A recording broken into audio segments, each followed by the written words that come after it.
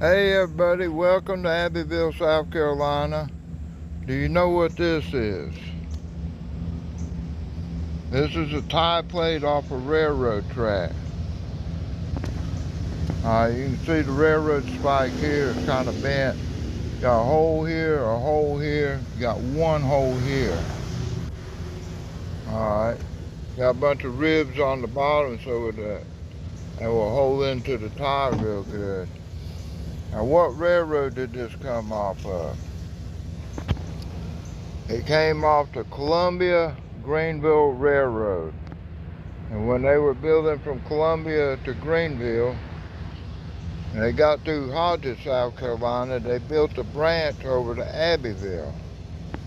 And we got the depot, and we got the, well, the depot doesn't exist anymore, but we do have the freight depot for it. Alright, and I do talk about that in the later part of this video. But anyway, so when the first railroad came to South Carolina, it had vertical boiler steam locomotives, and they had plate girder rail. And let me see if I got a copy of it. Alright, that's plate girder rail, what I drew at the bottom. And it would look like that if you did an end profile. You had the bottom here which sat on the granite, and you had this big wall that went up on the inside. And that, because you don't have, what they would run is wagon wheels. And they didn't have flanges on them, so to keep them from falling off the track, you had this big girder here, this wall, whatever you want to call it. And that helped to support the middle of the track to keep it from breaking. Alright, but later on, because this track wasn't really that good, they later went to the T-rail. And T-rail, you got tie plates and spikes, and you put it on wooden ties. So I don't know exactly how old this is or when they did that to the track that came to Abbeville. The original track was laid down in 1830, whatchamacallit. I don't know what the year exactly, but about 1832 or 35, something like that. They got that plate rail from the Charleston and Western Railroad, which went from Charleston over to what they call Hamburg, Charleston and Hamburg Railroad, excuse me. And they built their track out of this. Well, when they modified and went to T-rail, they sold this rail to us, that was, well, to the people that were building the Columbia and Greenville Railroad. But later on, Southern Railroad owned that property. All that, the Columbia and Greenville Railroad was sold over and bought up by the Southern Railroad. So that was the last trains that came to Abbeville back in 1930s and stuff, just before the World War II. But anyway, I figured this might be interesting to you. Alright, thank you. Hi ladies and gentlemen. I'm coming down to a historical spot in Abbeville. That building over there is the old freight station for the Greenville Columbia Railroad, which was built in the 1830s. I can't say exactly when, 1832, 1835, I'm not exactly sure. Alright.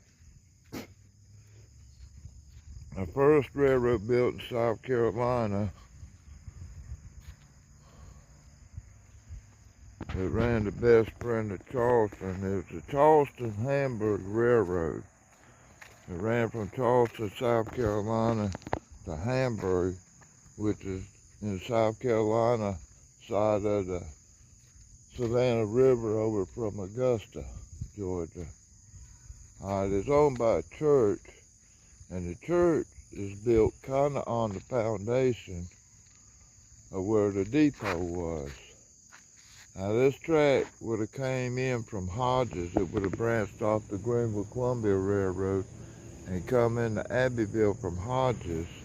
And the tracks would have been on the back side. This was the public access side. I got to check traffic, make sure nothing's coming out. You would have two tracks that came off of this side and would have went up in the middle of that intersection, they would have stopped and switched.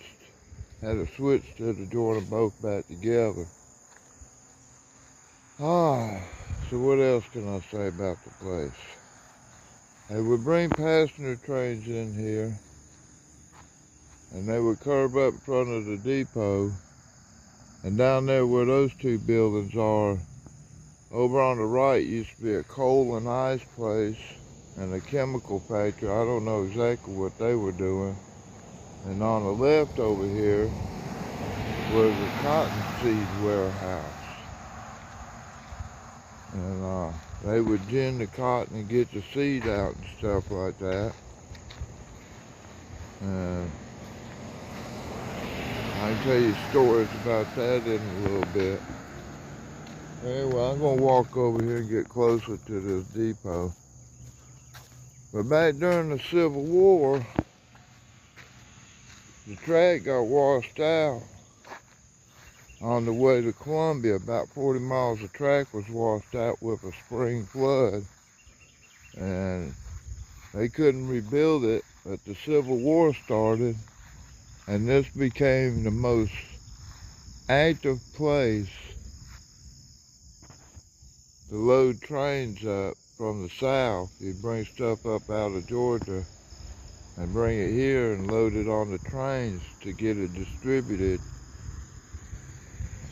you know, throughout the South and on up north and stuff for the Civil War. And Jefferson Davis said this was the most important railroad station on Southern railroads. Alright, well, I used to work here. It was a feed mill. It wasn't a feed mill, it was a feed storage or feed sales. Prince Farm Supply was here, and I used to work here picking up 100-pound bags of feed and loading them up in people's cars and trucks and stuff. So I'll go walk around and take some pictures. I know the people that run the church and stuff.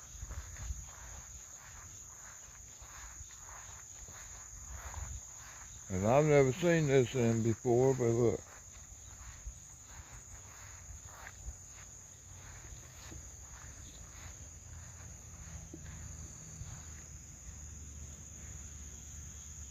Look at the size of those beams of wood up there. Boy, they use some large wood.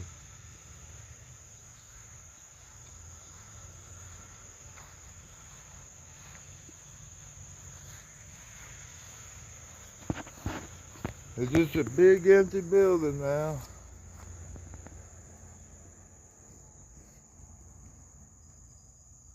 Got an old organ over there and stuff. I've never been back in this section of it. I don't know.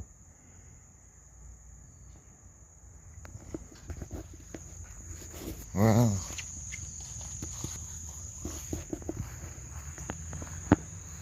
Storage back here.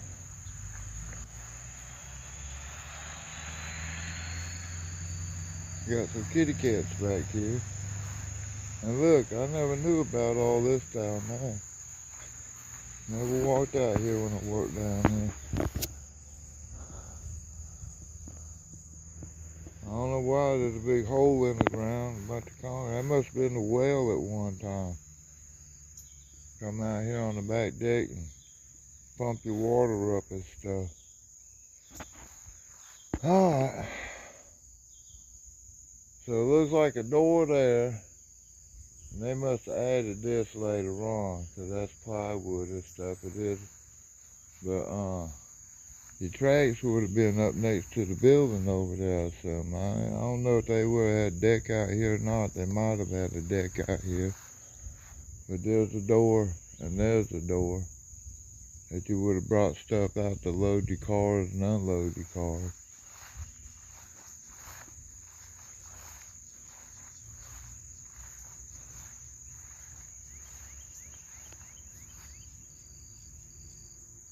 Looks like 2x8s, 3x8s, something like that out there. That's some large lumber.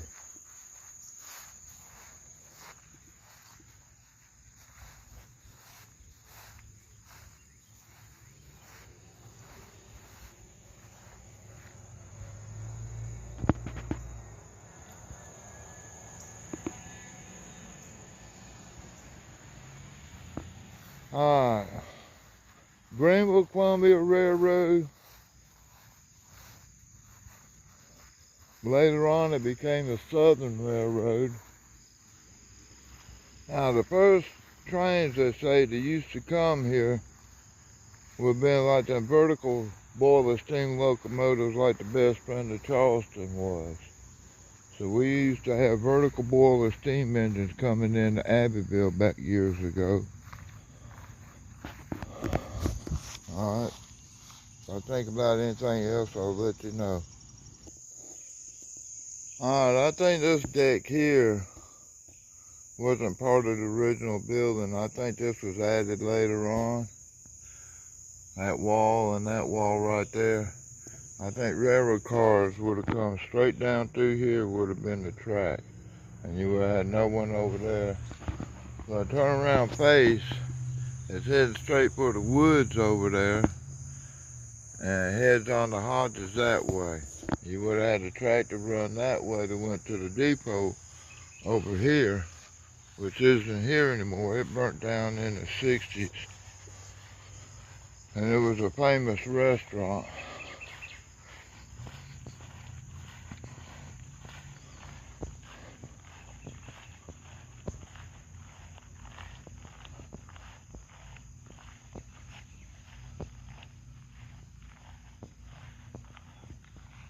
They modified the roof a little bit because they had to back trucks up over there. You see all the damages where they've been bumping in with trucks.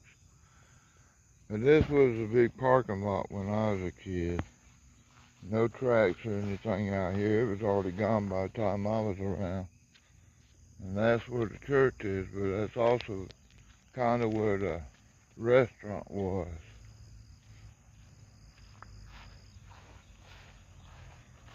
Alright, anyway, the piece of track I got that I was showing you earlier, when I've been over in that intersection and when they modified the asphalt and everything so they could build them two buildings up there, and they dug all that stuff out of the road and laid the tie plates and stuff on the sidewalk over there, and a friend of mine went over and picked them up and he gave me one of them.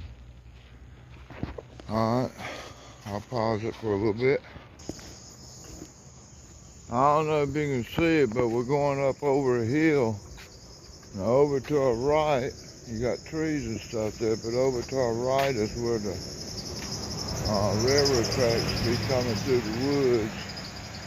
Well, woods nowadays, but they done flatten that land out over there. So I got a big hump between me and the railroad track. So the railroad track was built off to the right of this hill.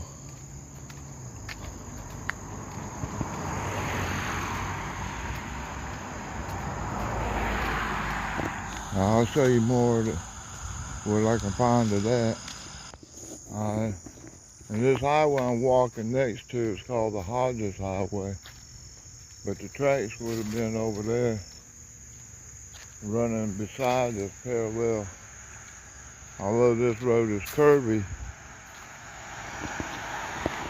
the railroad tracks would have come up and would have been going that way. It's coming from over there, right down beside us, and then go straight that way. Alright. You look down, you can see it was down there.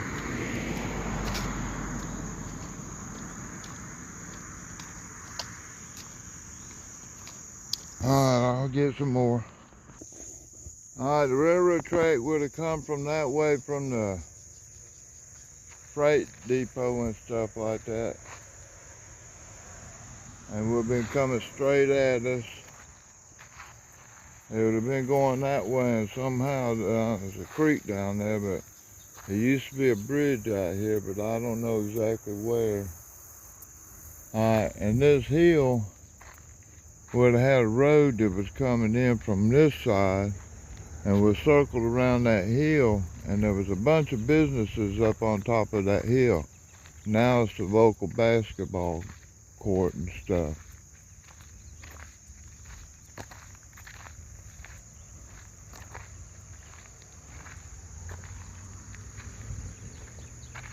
So they probably done run bulldozers and stuff all around here playing with it, so there's no tracks or any material like that out here. Alright. Alright, ladies and gentlemen. There's nothing really to look at over there, but I could walk around and show you. The track would have come up and crossed over that road right there and went straight on up the hill, and then it would have cut through the hill.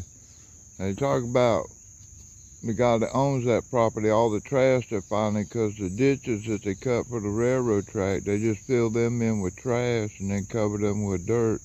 And of course, he built his business up there and dug a lot of that stuff up. But anyway, that's where it's going. Hodges Highway straight to Hodges, but wiggles back and forth on this side of the road over here. Not really much to see over there. All right, thank you. So as I head back to town, I'll tell you about the trains during the Civil War. The first meeting of secession, or the last meeting of secession for the Civil War, took place here in Abbeville on the hill that overlooked the depot. So that'd be on Sucesion Hill over there. Alright. And the reason they don't talk about the history, you know, the Yankees, when they won the war, they don't want to talk about Abbeville history, because then they would have to get into the speeches that we were having. And the speeches were not about keeping slaves or letting slaves go. It was none of that. What we were upset about around here is our federal government was violating our Constitution and trying to make slaves out of all of us. Well, if you see what happened after the Civil War now, everybody's called a citizen, and we're too stupid to know that a citizen is a government slave. But anyway, that's what we were fighting against, is government slavery. See, slavery's all right, you know, as long as you're Yankees. You just make slaves out of everybody. They didn't start the war to free slaves. They started the war, I mean, the Yankees started the Civil War to enslave everybody, you know. We started the war for freedom. Our government was not obeying the laws. We in America are supposed to be the land of the free and home of the brave. But our government was enslaving people and stealing property, and that's why we were fighting against the Yankee government. And now, it's even worse. Well, any Northerners that don't like America, you can blame yourself for it, because y'all won the war and they got their way. You know, when they freed the slaves, 16th Amendment turned them into citizens, which means that you are a slave. That's what citizen is a government-owned slave. So they took you away from their owners, the original owners, which nobody in the South owned a slave. They were just allowed to confiscate his work and stuff like that. All right, thank you. I'll get elsewhere. All right, back during the times of slavery, slaves in the South were being free, were given freedom by their masters, or by the owners, or whatever you want to call them. So, kinda it was starting to end there. Now up north, people owned slaves. They didn't give them freedom too much. You don't hear about a bunch of free slaves up north, because the northern concept was all the blacks would be sent down to Texas and Florida and start their own community down there. And their concept was that those areas would have been so rough that nobody would have lived long. So that was the Yankee ideal of what to do with blacks. I mean, the Yankees didn't like the blacks. They hated them worse than blacks were hated down south. Down south, a lot of black people were treated as family, you know. And no Republicans owned slaves. That was the interesting part. This is Sucesion Hill, y'all. And since it's owned by somebody, I can't walk on the land, I don't think. There might be some places. I've never walked over there, but, you know, this is land owned by other people, and they might not allow us over there, so I'll get as close as I can.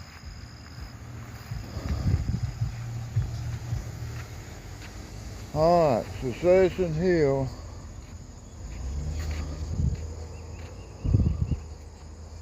And they call it that because this is where the meeting to secede from the Union was. Now, from what I understand, that's supposed to be a deceased Civil War veteran. He came in on the train down to the depot, and he died on the train, and they buried him over here in somebody's backyard. Along this sidewalk up the hill would have been houses. You can see driveway there and up there. I don't know when they would have tore them down, but this whole street and that street would have been houses all the way to the top. So this is all well owned by Sucesion Hill Memorial Trust. However, if you are asked to leave and don't, you will be trespassing. The police will be called. So, alright. I guess that's the monument for Sucesion Hill. But you had speakers standing up on the hill, and people down there be listening to them. And they had several of these secession meetings. Meeting of secessions and stuff. Let me go over here. I've never gone over here to look and see what they have.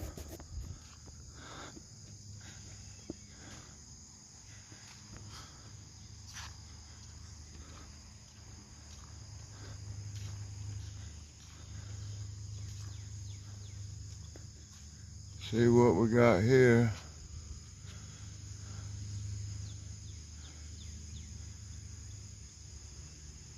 Bunch of people standing around. I guess that was a meeting of secession.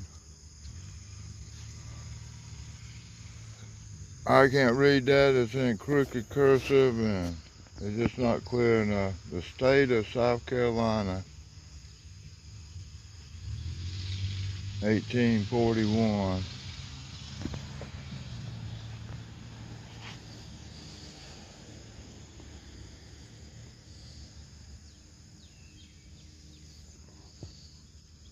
Bunch of memorial stones to different people, I guess. Alright. See if I can read that. Arriving in Charleston from Columbia on the afternoon, December 18, 1860, the South Carolina Sucesion Convention met briefly in Institute Hall. A committee was assigned to draft an ordinance with John Ingalls of Rall appointed committee chairman. An ordinance was completed on December 19th and the convention met in St. Andrews Hall on December 20th to consider the ordinance shortly after 1 p.m.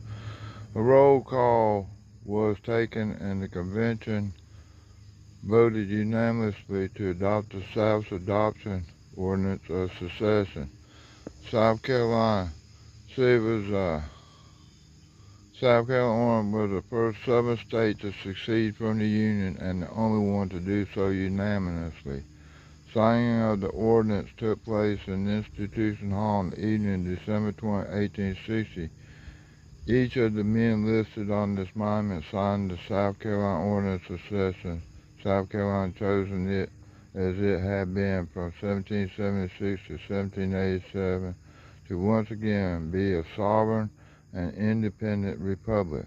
So that's the big thing, sovereignty.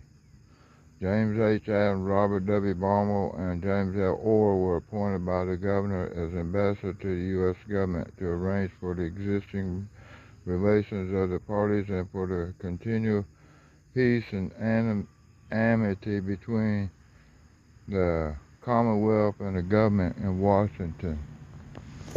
Alright, that was cool.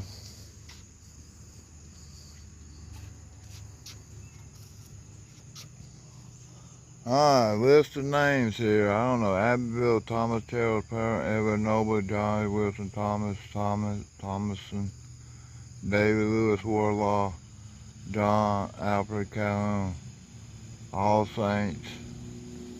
I don't know what All Saints are.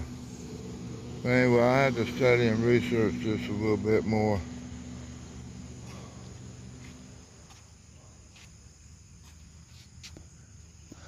A statewide election on December 6, 1860, specially called for by the South Carolina General Assembly. The people of South Carolina chose delegates for a convention to consider the question of secession. The right of a state to secede from the Union was understood by all of our nation's founders, and each of the states was joined together to form the United States. So in other words, it was totally legal for us to secede from the Union when we disagreed with what the federal government was doing. And the federal government was being evil. It was enslaving everybody. You know. Alright. South Carolina Division, Sons of Confederate Veterans. In memory of Patricia Pat Blitz. I don't know her or anything. In memory of the Weir family of Lawrence County, their service and sacrifice. Confederate Heritage Trust Incorporated, Charleston, South Carolina. May we never forget. Well, we seem to have forgotten. Gap Marlar, Faithful and True South Carolina Family, God, SEV, and Memorandum. We built this monument together dedicated to E. Albert Jackson, Chairman Emeritus, Signers Monument Committee, sponsored by SCSCV. Sons of Confederate Veterans International Headquarters, Columbia, Tennessee, D.O. Vendance. Old Abbeville Camp number 39, Sons of Confederate Veterans. I don't know what that's all about. Looks like a door. Unless it's the cover for that rock. In memory and appreciation of James E. and Bernice H. Layden, who provided the funds to purchase this historic sacred ground. They love the South and D.O. Vendance. I'm curious what this is up here.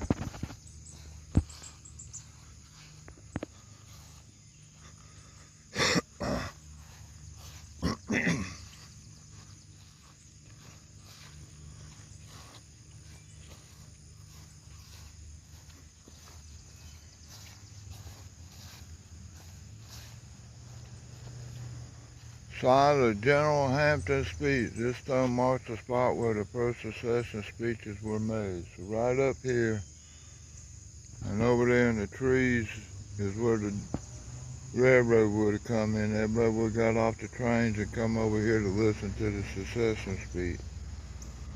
Site of General Hampton's speech. After the South lost the war for Southern independence, South Carolina, as other Southern states, were under Yankee rule for 12 years. Because the vote was denied, the white man, only carpetbaggers, scallywags, and blacks were allowed to vote. Gradually, our people regained their vote. Former Confederate General Wade Hammond was urged to run for governor in 1876 against the carpetbagger governor.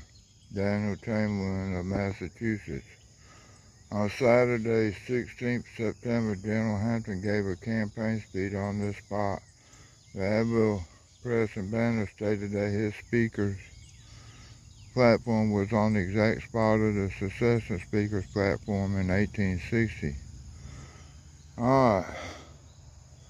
Former Secretary of State of the CSA and later Confederate General Robert Toombs of Georgia attended. General Martin W. Carey and General Samuel McGowan of the Abbeville District were present. There were several thousand people, including hundreds of Hampton's redshirts, on this sacred ground that day. General Hampton became the governor of the carpetbaggers, fled our state. Many honorable people have tread this sacred ground whose footprints have you tread in today. That's pretty cool. I didn't know that. This was history after the war. Alright, thank you. Nothing on the back side stating what's up. I'll go back over here and read these footstools.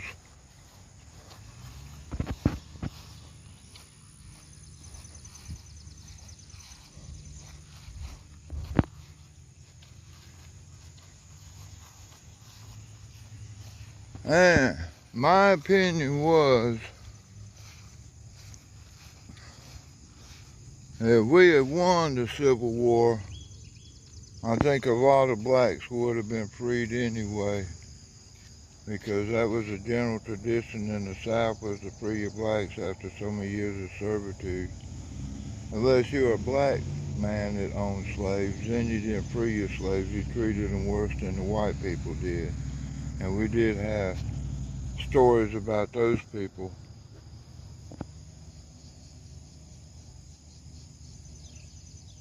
Army of Northern Virginia, sons of Confederate veterans, you should do your duty in all things. General Robert E. Lee. And appreciate Robert Hayes for securing, clearing, and maintaining Sucesion Hill for present and future generations. Yes, thank you. Alright, I'm walking away. Hope you enjoy this. Alright, ladies and gentlemen. I don't really believe they buried anything here, because all my early life I never seen anything about it. Unknown soldier, unknown Confederate soldier, here lies the body of the unknown Confederate soldier, whose remains were placed here in 1865 from a train in the depot at the bottom. This hill died of smallpox, possibly from Alabama at age 30. Yes, may Abbeville never forget the principle for which he died, for Southern independence.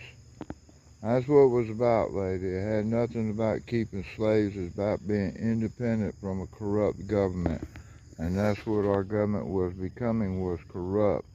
Because when America was formed, it was land of the free and home of the brave. But by the time Abraham Lincoln was getting in, everybody was being turned into a slave. Like I said, if you're a citizen, you can thank the Civil War because Abraham Lincoln won and you became a slave. All citizens are government-owned slaves. That's what the word citizen is. Rome had citizens. The Jews were slaves of Rome. Britain has citizens. All the people are owned by the royal family. The royal family is free, and some of the rich men over there were free, but the rest of the people in Britain are slaves. So you fought the Civil War, your ancestors fought, and they won. They won the right for the government to enslave its people.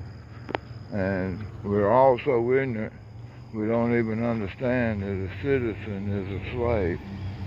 You don't just run that stop sign, don't you? So stand up for what's right and what's truthful and stuff. Alright, you see that patch of green at the top of the hill? That's where the spring was for Abbeville. And the man gave that land to Abbeville and they built the town up there. But that spring was everybody was getting this water and stuff, and it used to be a big geyser now.